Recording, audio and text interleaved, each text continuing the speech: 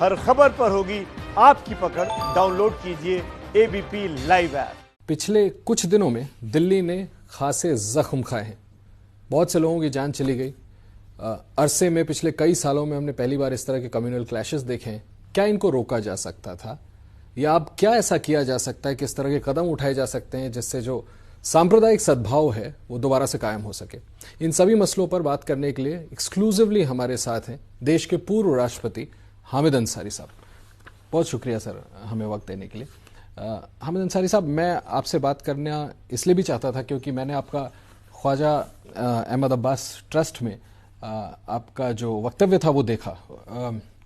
मैं उस पर आता हूँ। उससे पहले सर, जो बात मैं जिक्र कर रहा था कि इतने worst kind of communal clashes हमने देखे पिछले कई सालों में दिल्ली में, आपको क्या लगता है सर, इसके पीछे की वजह क्या है कि दिल्ली में नौबत यहाँ तक आ गई? देखिए, दो तीन चीज़ें। दिल्ली शहर आज तो बसा नहीं था, बहुत पुरानी इतिहास हमारी जो है वो हजारों साल की है। यहाँ पे कत्ल-आम पहले भी हुए हैं, मगर फ़र्क यह है कि पहले वाले कत्ल-आम बाहर वालों ने, इन्वेडर्स ने किए। नादिर शाह यहाँ आया, अहमद शाह अब्दाली यहाँ आया, इस तरह से और भी आए, समझे। बाहर वालों ने आके दिल्ली वालों को मारा, बड़े या छोटे। अब रिसेंट टाइम्स में, मैं पिछले 75 साल की बात कर रहा हूँ, यहाँ पे दूसरी तरह के राइट्स हुए, उस दूसरी तरह की किलिंग हुई है। उसमें सबसे ख़राब जो 1947 में हुआ, उसके बाद भी दो चार ऐसे वाक़े हुए हैं।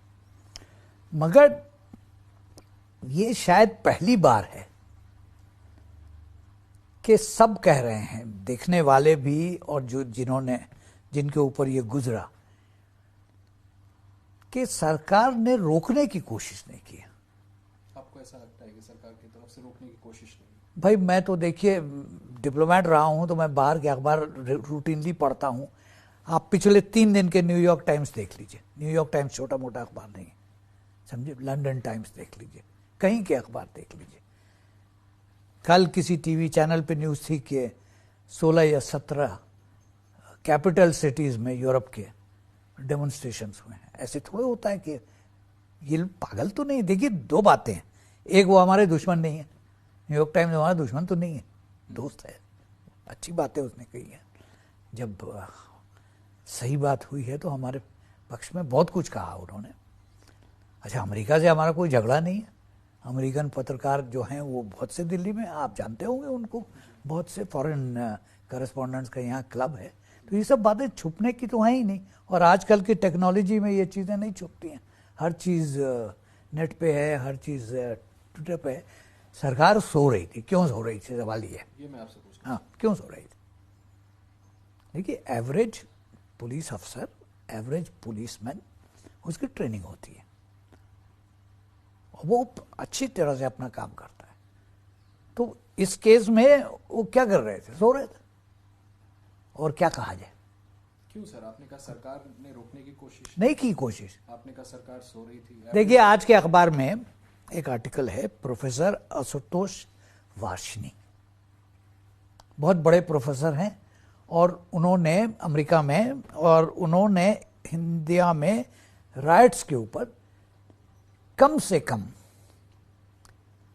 20 साल से काम किया, ज़्यादा किया होगा, सारे देश में किताबें हैं उनकी। आज उनका लेख पढ़ लीजिए, उसमें इंडियन एक्सप्रेस में उन्होंने एक शब्द इस्तेमाल किया है, पोग्राम, POGRAM, जो कि डिक्शनरी उसका मतलब यह है कि ऑर्गेनाइज्ड वायलेंस। आपको लगता है कि ऑर्गेनाइज्ड वायलेंस? बिल्कुल ऑर्गेनाइज्ड वायलेंस है, दो राय इसमें है ही नहीं। किसने कराया भाई? वो तो मालूम करेगी सरकार, मालूम करेगी अदालत, मालूम करेगी। सर, आप देश के उपराष्ट्रपति रहे, इस सरकार में भी शुरू के वक्त में आप थे अपने पद पर।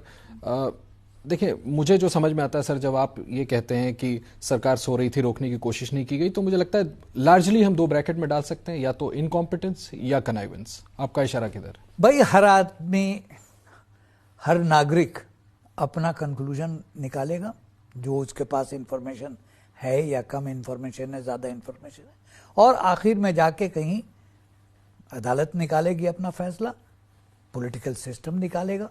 आज से पार्लियामेंट शुरू हो रही है, देखिए क्या होता है। क्योंकि सर ये तो बड़ी बात आप कह रहे हैं ना कि नहीं कहने की बात है। देखिए मैं ऐसे, यानी कि सर मैं ये समझूं तो इसको रोका जा सकता है। बिल्कुल रोका जा सकता था, बिल्कुल रोका जा सकता था। अरे भाई हमारे पास इतनी, स्टेट के पास पावर है, आपके पास 1 मिलियन की फौज है, किसी की मजाल नहीं है कि आंख उठा के देख ले हमारी तरफ। लेकिन सर अपने ही लोग मारे जाए, गवर्नमेंट ऐसा क्यों करेगी कि वो सोती रहे? संभव है कि सरकार ने पर्याप्त प्रयास।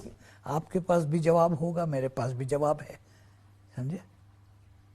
क्योंकि सर कम्युनल क्लैशेस होते हैं तो कई दफा ऐसी चीजें जब होती हैं तो कैसे होती हैं? जब नादिर शाह ने, लुटेरा था, किसी बाहर के देश से आया था, जाके लाल किले में बैठा और तलवार निकाल के रख दी और फिर 3 दिन तक दिल्ली में कत्लेआम होता रहा, तो कैसे हुआ? इशारा था ना, उसने तलवार निकाल के रख दी। फिर आप एक बात बड़ी बात अभी आपने कह दी कि इशारा था। अब भाई और क्या था? मैं और क्या बताऊं, कौन से शब्द आपके सामने में लाऊं? ऐसा इशारा कहीं से था भाई।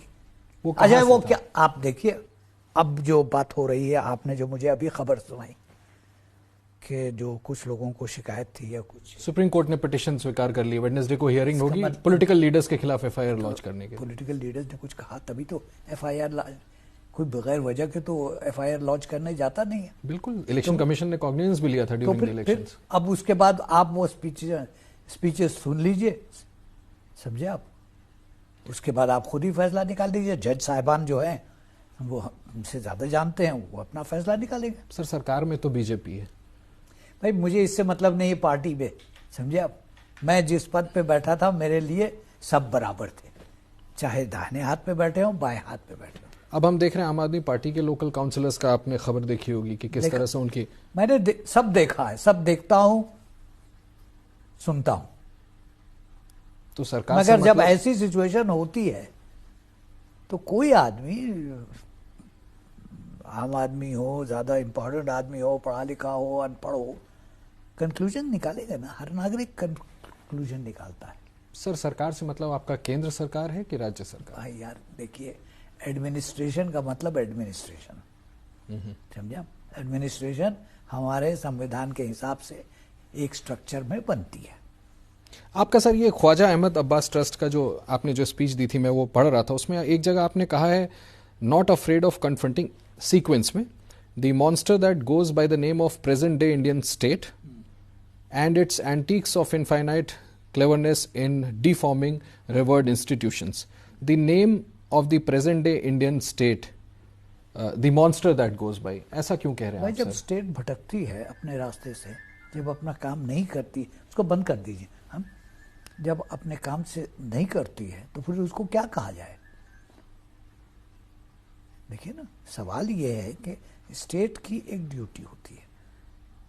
हम दुनिया के उन चंद लोगों मुल्कों में से हैं जहाँ के हमारे पास एक संविधान है। हमारे कॉन्स्टिट्यूशन की तारीफ, जो कि आज नहीं बना था, 1948-49 में बना था, सारी दुनिया में होती है। मैं राजदूत रहा हूँ 20-25। जी हाँ, जी हाँ, मैंने बिल्कुल सब सुना है। लोग तारीफ करते हैं, कहते हैं ये कैसे आप लोगों ने कर लिया। जब अंग्रेज कहते थे कि ये तो अनपढ़ है, इनके बस में कुछ नहीं है, इनसे गाड़ी नहीं चलेगी, तो ये जो आदमी बैठे थे कॉन्स्टिट्यूंट असेंबली में, सेंट्रल हॉल में, समझा, चाहे राजन बाबू हो, पंडित जी हो, डॉक्टर अंबेडकर हो, सरदार पटेल हो, मौलाना आज़ाद हो, वो बीसी हो, समझे, वो कोई बड़े एक्सपीरियंस के लोग तो नहीं, तो उनको जनता का एक्सपीरियंस था, उनको हुकूमत का एक्सपीरियंस नहीं था। सर आज की तारीख में भी कहा जाता है मजबूत प्रधानमंत्री हैं, बहुत ही स्ट्रांग होम मिनिस्टर हैं। बहुत अच्छी तरह जानता हूँ मोदी जी को, हैं बहुत स्ट्रांग रहे। होम मिनिस्टर खुद अमित शाह साहब। मैं होम मिनिस्टर पे नहीं कमेंट करूंगा इसलिए कि मुझे नहीं मालूम। मैं ये जानता हूं कि maintenance of law and order in any state is the responsibility of the state, चाहे वो पूरब, पश्चिम, उत्तर, दक्षिण जो हो, छोटी स्टेट हो, बड़ी स्टेट हो। अगर फेलियर होता है, हमारे पड़ोस में किसी मुल्क में फेलियर होता है या दूर के मुल्क में फेलियर होता है, तो किसको कहते हैं हम? एनालिसिस जब करते हैं और आपके यहाँ एनालाइज करने वाले बहुत लोग हैं, उनको भी पढ़ लीजिए। ऑपोजिशन होम मिनिस्टर का इस्तीफा मांग रहा है, मिसेस गांधी ने खुद प्रेस को, आपको लगता है कि होम मिनिस्टर की रिस्पॉन्सिबिलिटी देखिए, वो बनती है? सब पॉलिटिकल टैक्टिक्स होती हैं, उसमें कोई नई बात नहीं है। आप पार्लियामेंट की वो निकाल के देख लीजिए हिस्ट्री। तो जब फेलियर होता है या एलिगेशन ऑफ फेलियर होता है, आपको दूर जाने की क्या जरूरत है? शास्त्री जी थे, रेलवे मिनिस्टर थे, रेलवे एक्सीडेंट हुआ, उन्होंने रिस्पॉन्सिबिलिटी कबूल कर ली। होम मिनिस्टर को दैट मींस की रिस्पॉन्सिबिलिटी कबूल करनी चाहिए। किसी को तो करना चाहिए फेलियर की। अकाउंटेबिलिटी आपके यहां देखिए स्ट्रक्चर क्या है। लॉ एंड ऑर्डर की रिस्पॉन्सिबिलिटी पुलिस की है। पुलिस किसको रिपोर्ट करती है? लेफ्टिनेंट गवर्नर को करती है। लेफ्टिनेंट गवर्नर को इंस्ट्रक्शंस कहां से आते हैं? होम मिनिस्ट्री से आते हैं। होम मिनिस्ट्री का अपना ढांचा है, तो वहां से तो रिस्पॉन्सिबिलिटी तो कहीं ना कहीं जाएगी ना। होम मिनिस्टर को लेनी चाहिए रिस्पॉन्सिबिलिटी। मैं नहीं कहता, ये तो पार्लियामेंट में जब बहस होगी तो वो देखा जाएगा कि कौन रिस्पॉन्सिबल है। देखिए, अपना ढांचा जो है कलेक्टिव रिस्पॉन्सिबिलिटी का होता है। प्राइम मिनिस्टर ने भी अभी तक अपील जरूर की थी ट्विटर पे उन्होंने कि शांति बनाए रखे। आपको लगता है प्रधानमंत्री की भी कोई भूमिका की जरूरत है ताकि? भाई देखिए, प्रधानमंत्री देश के प्रधानमंत्री हैं, देश के लीडर हैं, आपसे मुझसे ज्यादा जानते हैं, ज्यादा समझते हैं, समझे? अब इसको आप पॉलिटिकल सिस्टम पे छोड़ दीजिए, देखिए क्या कहते हैं वो। पब्लिक ओपिनियन देखिए, आप पत्रकार हैं, समझे? आप अगर टीवी पे नहीं होते तो आप किसी अखबार के एडिटर होते, तो आप उसमें क्या लिखते हैं?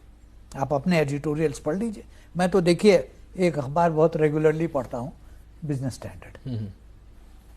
सब उसका मेरी समझ में नहीं आता है, जो समझ में आता है उसके एडिटोरियल्स देख लीजिए।